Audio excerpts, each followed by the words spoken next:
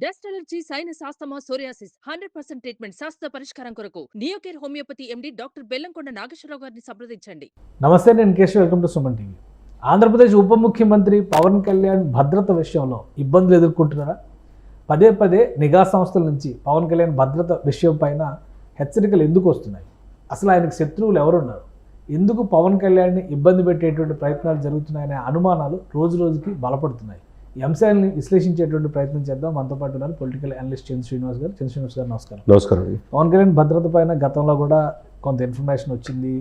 రెక్కీలు చేశారన్నారు. ఆయన వారాహి యాత్రలో అన్నోన్ వెహికల్స్ చొరబడ్డాయి అనేటువంటిది వచ్చింది. ఇంటి దగ్గర కొంతమందిని అనుమానితుల్ని అదుపులోకి తీసుకున్నారు. మళ్ళీ ఇప్పుడు తాజాగా ఉప ముఖ్యమంత్రి అయిన తర్వాత ఒక అలర్ట్ వచ్చింది అనేది బయటకు వచ్చినటువంటి వార్త సారాంశం. ఏంటి పవన్ కళ్యాణ్ని టార్గెట్ చేసేంత అవసరం ఎవరికి ఉంది? ఎందుకు పదే పదే దీనికి సంబంధించినటువంటి అంశాలు బయటకు వస్తున్నాయి? డెఫినెట్గా అండి. అంటే ఏదైనా కానీ ప్రజానాయకుడు, ఉప ముఖ్యమంత్రి, సెలబ్రిటీ, అన్నిటికి మించి లక్షలాది మంది అభిమానులు ఉన్నారు.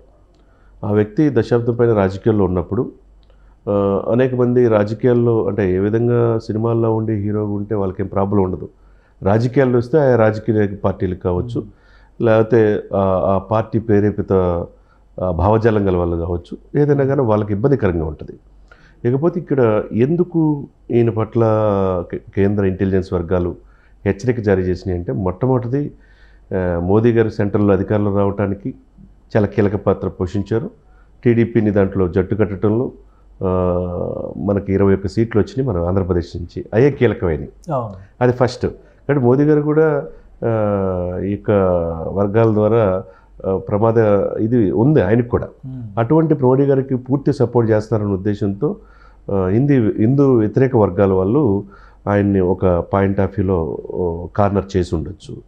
రెండోది, హిందూ భావజాలంతో ఎక్కువగా సనాతన సంప్రదాయాన్ని గౌరవిస్తా వరాహి యాత్ర కావచ్చు, లేకపోతే ఏది తీసుకున్నా అమ్మవారి పూజలు కావచ్చు, హోమాలు కావచ్చు, ప్రజల కోసం నిరంతరం హిందూ భావజాలంతో భారతీయ సనాతన సంప్రదాయాన్ని గౌరవిస్తూ ఉన్నాడు. అటువంటి పాయింట్ ఆఫ్ వ్యూ ఒకటి ఉంటుంది. మూడోది అతి ముఖ్యమైనది ఏంటంటే, వైఎస్ఆర్సీపీని కూకటవేలతో చెప్పి పెకలించాడు. జగన్ నిన్ను గద్దెదించకపోతే నా పేరు పవన్ కళ్యాణ్ కాదు, నా పార్టీ జనసేన కాదు.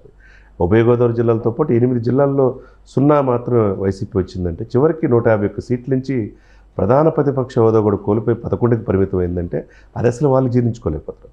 వాళ్ళ సానుభూతి సంబంధించిన వాళ్ళ డిస్కషన్లో భాగంగా కొంత ఇది వచ్చిందనేది.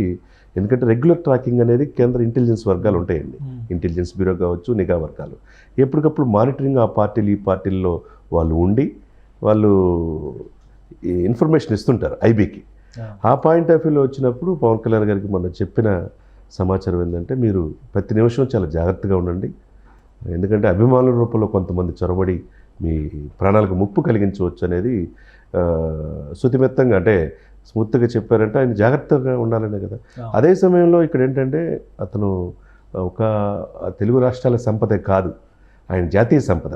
మనం చూసాం మోదీ గారు కూడా పవన్ తుఫాను అన్నాడంటే ఎంత జాతీయ రాజకీయాలు ప్రభావితం చేస్తున్నాడో అర్థం చేసుకోవాలి. ఆ సంపదని, ఆ వ్యక్తిని మనం కాపాడుకోవాల్సిన అవసరం ఉన్నది. దీన్ని ప్రత్యేకంగా దృష్టిలో పెట్టుకొని జెడ్+ కేటగిరీ ఇస్తారని చెప్పేసి జెడ్+ కేటగిరీ ఇవ్వచ్చు. జనరల్గా చీఫ్ మినిస్టర్స్ ఆ హోదాలో ఉండే వాళ్ళకి వివాదాస్పదమైన అంశాల్లో ఉన్నవాళ్ళు, అంటే కొన్ని టఫెస్ట్ జాబ్స్ హ్యాండిల్ చేసిన వాళ్ళకి ఇచ్చేటువంటి పరిస్థితి. ఇప్పుడు పవన్ కళ్యాణ్ గారికి వస్తున్నటువంటి థ్రెట్స్ ముఖ్యంగా ఇంటర్నేషనల్ థ్రెట్స్ వస్తున్నాయి. అంటే విదేశాల్లో దీనిపైన ఏదో సుపారీలు పెట్టుకున్నారనేది కూడా గతంలో చర్చ జరిగింది. కాబట్టి జెడ్+కి అప్గ్రేడ్ చేసే అవకాశం ఉంటుందా ఆయన సెక్యూరిటీ? డెఫినెట్గా ఉంటుంది. ఎందుకంటే మీరన్నట్టు విదేశీతో పాటుగా నక్సల్స్ రూపంలోనే కూడా ఒక లెటరు, అది నిజమా కాదా ఇప్పటివరకే తేల్లా. కొంతమంది మీరు ఎలా హిందూ తత్వాన్ని బోధించే మోదీకి సపోర్ట్ చేస్తారు, లెఫ్ట్ భావజాలంతో ఒకప్పుడు ఉన్నారు కదా, మీరు కొంతమంది యువతని రెచ్చగొట్టి ఇప్పుడు అధికారంలో వచ్చారని చెప్పేసి ఒక లెటర్ వచ్చింది. అది కూడా ఫేక్ అని తెలిసింది.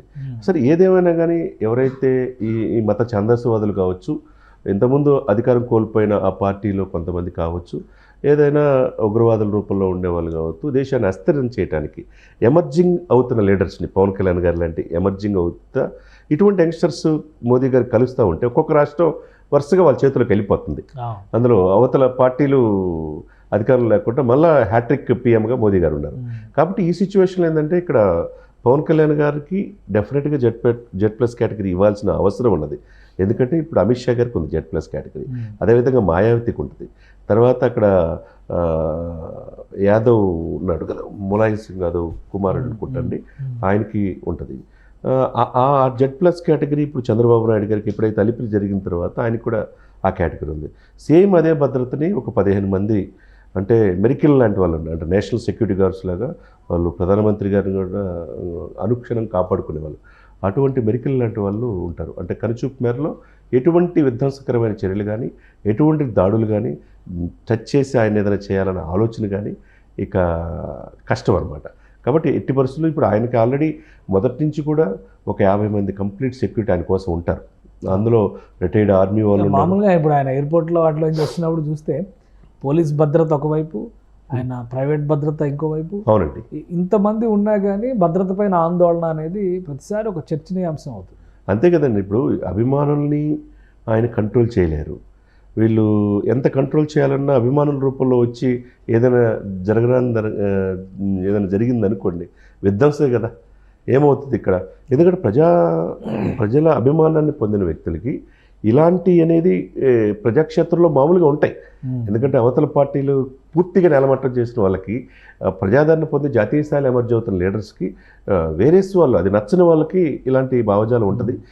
ఇప్పుడు పెద్దిరెడ్డిని పోరాడుతున్న ఆయన కూడా యాదవ్, రామచంద్ర యాదవ్ కూడా Y+ కేటగిరీ ఇచ్చారు. ఆయనకే ఇచ్చినప్పుడు ఇప్పుడు పవన్ కళ్యాణ్ గారికి Z+ ఇవ్వటం లేనిది. అందులో ఉప ముఖ్యమంత్రిగా ఉన్నాడు, 6 శాఖలు నిర్వహిస్తున్నాడు, ఎన్డీఏలో కీలక పాత్ర పోషిస్తున్నాడు. మరి ఇన్ని ఉన్నప్పుడు Z+ కేటగిరీ అనేది ఇమ్మీడియట్గా చర్యలు తీసుకోవాలా.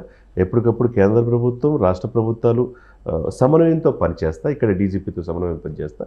ఎక్కడ ఆయన క్షేత్రస్థాయిలో వెళ్ళినా, అసెంబ్లీకి కావచ్చు, సెక్రటరీకి కావచ్చు, క్షేత్రస్థాయిలో రివ్యూ మీటింగ్లు కావచ్చు, జిల్లాల పర్యటనకి వెళ్ళినప్పుడు అనుక్షణం ఆయన కాపాడుకోవాల్సిన బాధ్యత కేంద్ర ప్రభుత్వానికి ముఖ్యంగా ఉంటుంది. రైట్.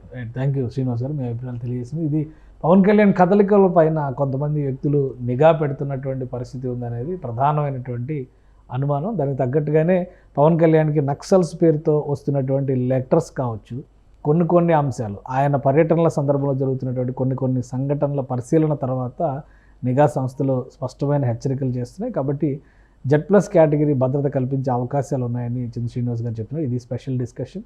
Keep watching. సుమన్ టీవీలో మీ పర్సనల్ అండ్ బిజినెస్ ప్రమోషన్స్ కోసం కింది నెంబర్కి కాంటాక్ట్ చేయండి. సుమన్ టీవీలో మీ పర్సనల్ అండ్ బిజినెస్ ప్రమోషన్స్ కోసం కింది నెంబర్కి కాంటాక్ట్ చేయండి. సుమన్ టీవీలో మీ పర్సనల్ అండ్ బిజినెస్ ప్రమోషన్స్ కోసం కింది నెంబర్కి కాంటాక్ట్ చేయండి.